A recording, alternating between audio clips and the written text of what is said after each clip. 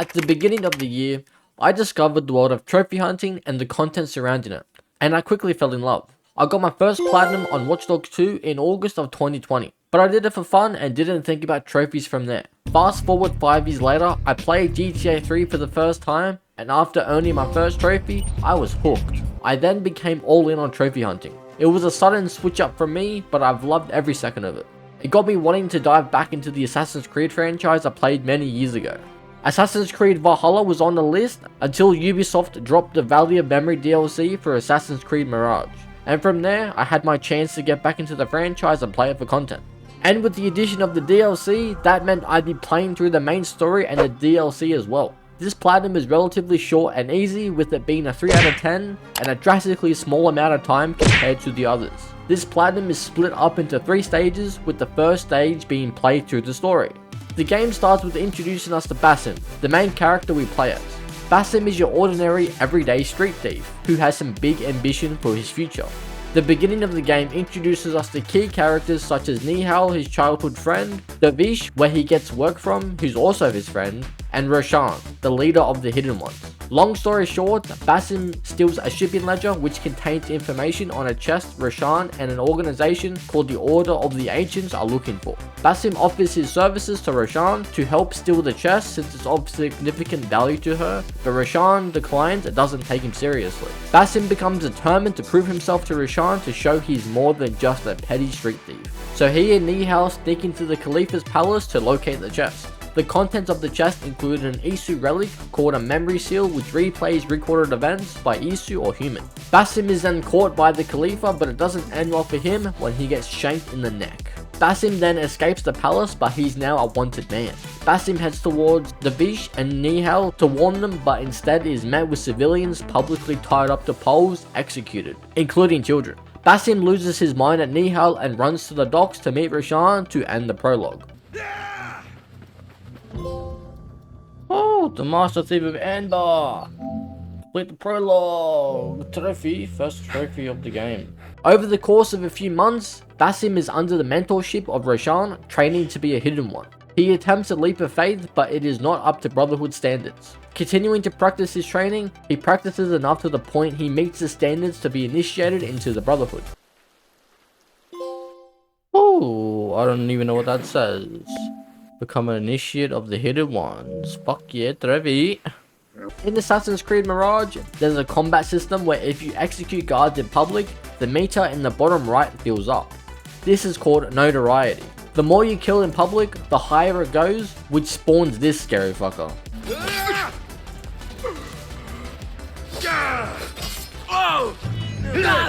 Oh, why is this so impossible? I don't understand. In which there's the trophy for defeating him, but more on that later. This combat system has a trophy related to it, which I funnily enough accidentally got. Notorious. Stay at maximum notoriety for 10 minutes. Oh wow. Okay. Wasn't even recording. Oops. The whole purpose of being a Hidden One is, you guessed it, to be hidden. I was on a contract to earn me some tokens to progress through the story, and let's just say, being silent really came in handy. Oh, true Hidden One. Assassinate 10 guards in a row without triggering open conflict. Another trophy, let's go. When you have a high enough notoriety, you can use a service called Immunity, which helps you clear your wanted level for a token. Or you can run around the town and tear down wanted posters. The guards will be ever vigilant. Oh, poster boy. At maximum notoriety became anonymous by tearing down wanted posters. Fuck yeah, trophy.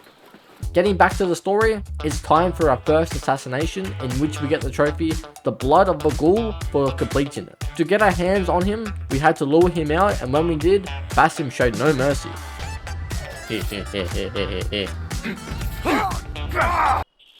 If that was The indeed Nihal, Blood of Bagul, let's I have go. not a clue where she went. Eliminates Al-Hul. Yeah, that's a silver trophy too. Back home in... The next few trophies were combat and collectibles related, starting with Surprise, which we get for assassinating guards from hiding spots, Posting Collector for acquiring elixirs, Treasure Seeker for opening a chest with a token, Crossing Paths, which is earned for completing a tale from Baghdad. This one was actually pretty cool. A little kid is trying to do his first leap of faith while being told to come down. Basim heads up to him and learns he wants to be like Basim and become a hidden one. So he does the opposite of a role model and convinces him to jump and do the leap of faith.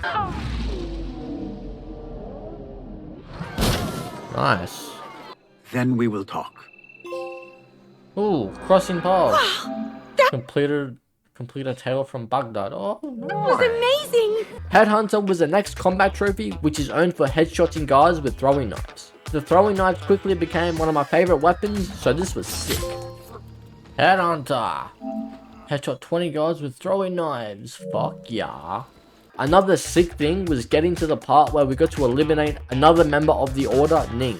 For the trophy, the blood of an enchantress. Basim and the Hidden Ones have been trying to track down an exotic Chinese hairpin that the Order have been trying to get their hands on, and they discover it's being auctioned off, which was also going to feature the appearance of Ning. Now, that was fucking cool. Shit, okay. The blood of an enchantress. Eliminate El Paradigo. Yeah. This next trophy, Bird of Prey, involves the use of Basim's bird, Enquiries. And the cool part about the bird is, when you scan enemies and restart the checkpoint if you die or whatever, and re-tag the same enemies, it still counts towards the stats. We walk a narrow path. Enough! Take care what you say when we next meet, Governor. I will not suffer such insult twice. The guy who you just saw yelling at the governor is our next target from the Order, Al-Madigwa, where we get the trophy, the blood of a spy master, for assassinating him. Even when trapped. Al-Mardikhwar indeed. The blood of a spy master. Eliminate Al-Madigwa. I probably fucking butchered that, oh my god, but that's done. We went straight to the next assassination on some Agent 47 hitman shit, going after Al-Rabisu for the trophy, the blood of a demon, and interrupting his evil experiments by putting a blade through his neck. The trophy Masquerader is actually one of 2 missables this game has, but this one isn't completely missable. The first disguise you collect is automatic since you need it to be in the same room as the target, whereas with the second disguise you have to search for it to collect it to get inside the required building. During the story, there's a few quests that require you to tail some people, and some of these people that we have to tail don't show up until a certain time of day, which is where the benches come in handy because they allow us to pass time, and if you fail said tailing quest and reload to save, you pass time again on the benches, which adds on to the trophy Dawn and Dusk, which is earned for using benches to pass time. Throughout the journey of becoming a hidden one, there's a ranking system, and as you rank up, you earn these really cool medallions you can add to your outfit. And for the top rank, you'll of course earn a sick medallion as well as the trophy Serving the Light. Continuing through the story, the identity of the head of the Order is revealed to be a woman named Kabiha, and after some convincing from Basim, Roshan reluctantly agrees to let Basim do the honors of the assassination. However, once Basim figures out the library puzzle to get into Kabiha's hiding spot, which I definitely did not use Google for at all, Basim is face to face with the leader, but she tells him he's special, which makes him want to know more, but it falls short when Roshan does the honors of the assassination instead. I have to get out of here. The trophy Spread the News is another token related trophy from earlier, and to give more context, Assassin's Creed Mirage uses a token mechanic in the game called Kidmart tokens, which can be collected from completed contracts or pickpocketing civilians on the streets. There's 3 different types of tokens: Scholar, Merchant, and Power tokens. These tokens allow you to bribe certain people on the streets of Baghdad to allow you to either get past the guards undetected or lose them like GTA. The final mission of the story has Basim and Nihal heading back to Alamut to discover the secrets that lie within the temple. And I also earned the trophies Street Cleaner for hiding bodies in bales of hay, Eagle's Eye for getting rid of guards with throwing knives, and Bao Khulud Mumkin for discovering Basim's past. With the main story done, it was time to get a start on the Valley of Memory DLC, where the focus of the story is finding Basim's father in the town of Alula. But first, some important trophies for upgrading our weapon and outfit. Very well. Agreed. Getting through the story, Basim chases after a robber on the run, but is led into a trap and put in prison. He gets the key needed for his cell and makes his way out while taking out the guards in the meantime. He takes care of the prison warden but ends up poisoned, just barely survives the poison and escapes the prison. Make a break. Escape the Al-Ula prison, okay. Basim finds the house where his father resides, but discovers he's not there. Some guards show up after some time, and it's revealed he was taken, and Basim responded to such tomfoolery by getting them to sleep tight. Sleep tight? Hold on! Put 10 guards to sleep with blow darts. I'm about to be detected. Upon investigating, it's revealed his father is held hostage at a prison by someone unexpected, which creates the plot twist. Basim gets in the fort, and of course, it's packed with enemies and armored enemies, which gives a good opportunity for the silencer and unstoppable trophies.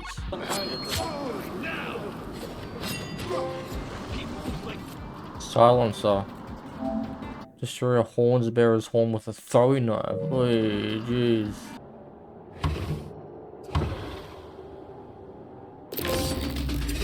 Unstoppable. Kill 5 guards with 1 use of Assassin's Focus. Fuck yeah. So I'm assuming main story trophies carry over too. Pretty fucking sick. Basim finds his dad, but it doesn't go the way he expects. He's sad, but takes the opportunity to rekindle for the final time before saying goodbye. I gotta say, the ending to this DLC low-key had me in my feels a bit. The ending was written beautifully. Toward the man I am destined to become. Oh, turn the page.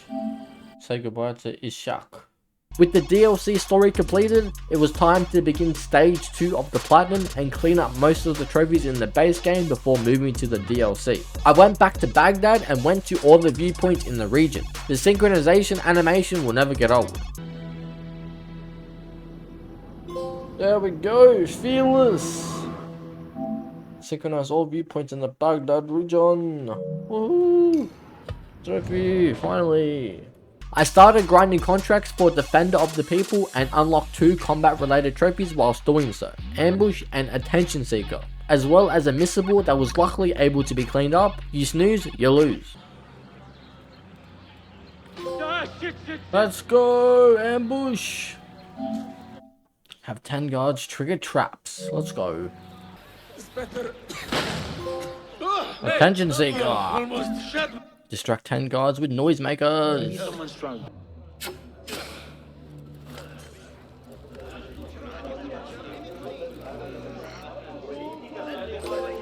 Yeah. You snooze, you lose. Pickpocket a guard affected by a blow dart. One of the missables done. Don't even need to replay that fucking mission. Fuck yeah. Time to leave. Defender of the People. Complete 10 faction contracts. Hell yeah. And we get 2 skill points. Oh mate, it's just heating up.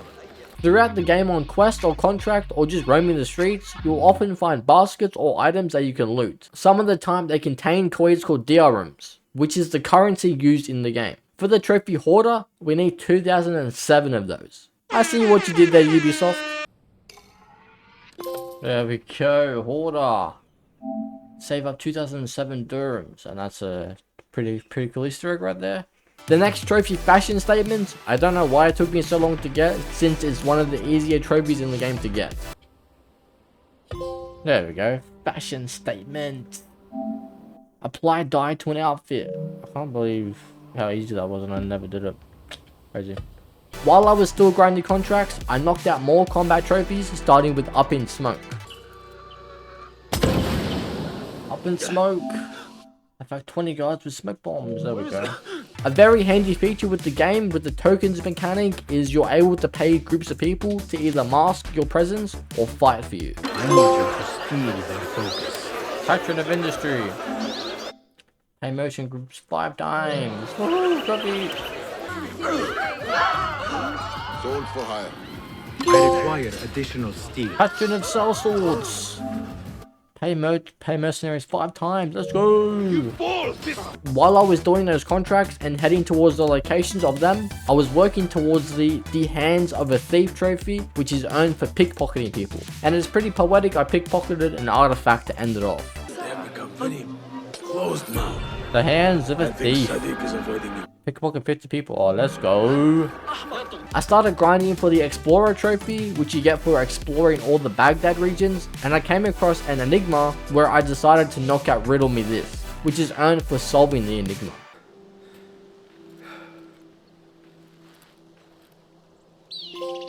Riddle Me This. Obtain a treasure by solving an enigma. Let's go. Still working on the stealth and combat trophies whilst doing collectibles on the side. I still had to pay musicians as part of the token mechanic related trophies. Might we play for you? There we go. Patron of the arts. Pay musicians 5 times. Let's go. The combat trophy Eagle's Will I had attempted earlier and was close to achieving, but I made a small mistake and it cost me everything.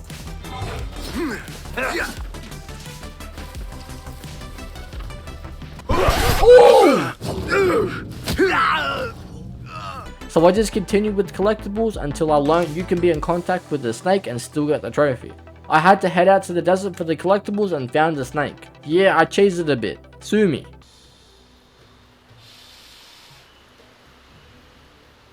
There we go, Eagle's Will. Survive 10 minutes in open conflict. Yes, this is cheesy. I stared at a fucking snake for 10 minutes, but I wasn't about to run around and look at... Wasn't about to run around with the guards again, bro. Fuck that. The next few trophies were the rest of the collectibles, starting with Explorer. And a little extra for not running off with my treasure when you had the chance. Let's go! Explorer. Explore all the Baghdad region territories. Well, that's a big chunk of the collectibles and the grind done. You have been a fine treasure hunter, Basim. Now you can look the part. Hey, curio collector. Pickpocket all 18 artifacts and bring them to Dawish. Let's go. You have something for me. Wonderful. Oh, let's go. No need to tell anyone about all this. Bring all 7 lost books to Al Jahiz. Let's go. We wouldn't want any unfortunate. Then I ended off this stage with the rest of the stealth and combat trophies.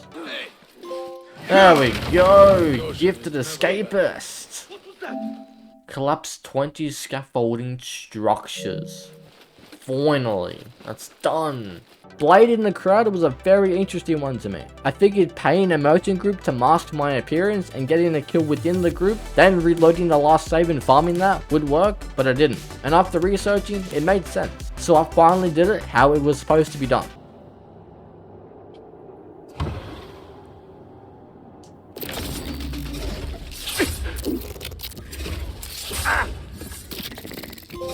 Oh, there we go.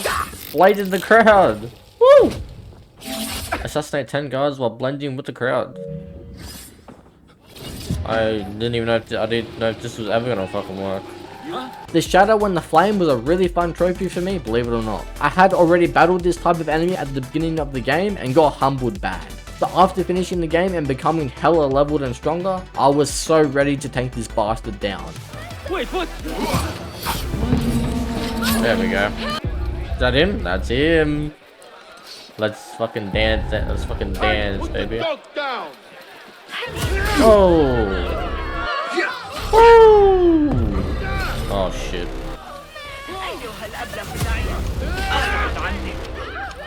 Oh my god. I'm being humbled right now. What the fuck?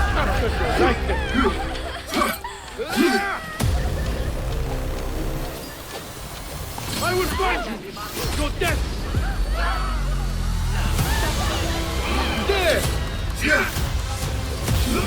Whoa! Don't fucking heal, cunt! Oh my god!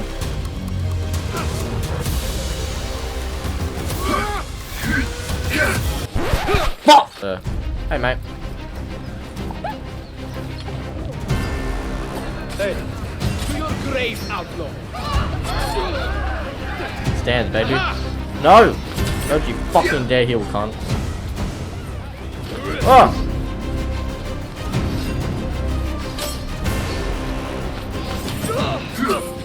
Let's go! The shadow and the flame defeated Shakira in combat. You ain't got nothing on me, cuz. And now it was time for stage 3 of this platinum, the DLC trophies. Most of it was just collectibles, which took about 3 hours to do overall, but honestly it was pretty fun. Except the collectibles this time around were folk tales, oud melodies, the usual completing all territories, and stolen goods. Lost and found. Return all stolen goods to Hind. Let's go. I wish this trophy was more consistent with the guides I'm watching, but no, I just didn't watch all the guide that I was watching. Typical me. A pretty unique twist on the DLC is certain enemies in the desert area of Alula have poison swords, which is pretty self-explanatory, and you get a trophy, taste your own medicine for poisoning them back. Taste your own medicine! Poison on poison on, there we go. The last set of the DLC trophies were all related to the anime sequences, which was part of the DLC updates. The anime sequences allow you to replay missions from quests in the story to contracts you've done, in order to get rewards for completing sequence challenges. So it was time to grind. Yeah, there we go. If I recall correctly. Replay an anime sequence, there we go. Well executed. Yeah, perfect memory. Complete all sequence challenges. Oh.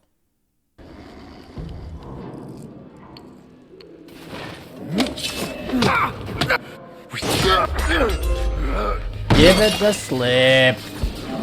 Escape the Alula prison undetected, finally. The best part about these anime sequence rewards is, if you complete all the challenges, that's already one reward unlocked, and when you add all that up, you don't have to do every single quest or contract to get all their rewards. Woo!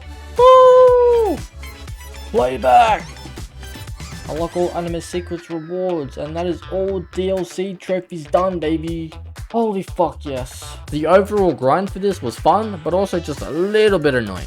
And now it's time for the final stage of the platinum grind. So when I was grinding contracts, it was obviously nice to stack all my tokens, but the main reason I grinded them was because some of the trophies offered skill points. And I wanted to get the skill points trophy, but I ran out of contracts in the main game and thought I'd have to do New Game Plus to get the rest until I learned the DLC still had stuff to do. So of course, once I finished the DLC trophies, I had enough skill points and materials to get the final 2 trophies, self-improvement and tools of the trade for the platinum. And you need to acquire self-improvement. Unlock 23 skills. I'm glad I didn't have to go to New Game Plus for that. Trap tier 3, unlock this tier. We have 168 components. Unlock tools of the trade. Fully upgrade all tools. The platinum! Master of his fate. Earn every trophy. Now it's time for AC Valhalla. And this is the first game that I platinumed that I wanted 100% as well, including the DLC. So that is Assassin's Creed Mirage platinumed, including the DLC. Well, I hope you enjoyed this video. If you did, and you want to see Valhalla, please be sure to leave a like and subscribe if you're new for more content like this. And I will see you legends in the next one. I had a lot of fun with this. It's definitely reignited my love for the series. I cannot wait to play more. Peace.